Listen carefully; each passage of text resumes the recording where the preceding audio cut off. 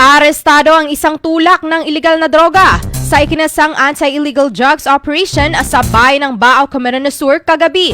Ang sospek ay kinilalang si alias Papayit, 30 taong gulang, may asawa at residente ng Central Street, Barangay Bulwang. Hinuli ito ng mga personnel ng Municipal Drug Enforcement Unit o MDEU ng Baaw Municipal Police Station sa pakikipag-ugnay sa Philippine Drug Enforcement Agency o PDEA Region 5 matapos maaktuhang nagbebenta ng iligal na droga sa Zone 4 Barangay San Jose ng naturang bayan.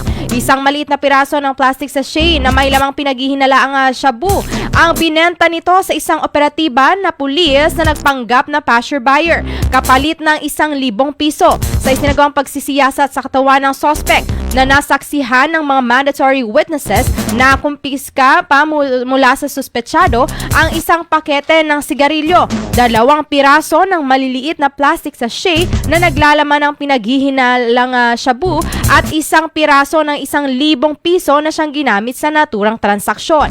Ang pagsasaliksik, inventaryo at pagmarka ng mga ebidensya ay isinagawa sa lugar ng pinangyarihan ng operasyon na naksaksihan ng halal na opisyal ng barangay maging ng kinatawan ng media. Samantala, nasa kustudiya na ngayon ng Baaw MPS ang arestadong sospek habang inihahanda ang mga kaso nito sa paglabag sa RA 9165 o ang tinatawag na Comprehensive Dangerous Drugs Act of 2002.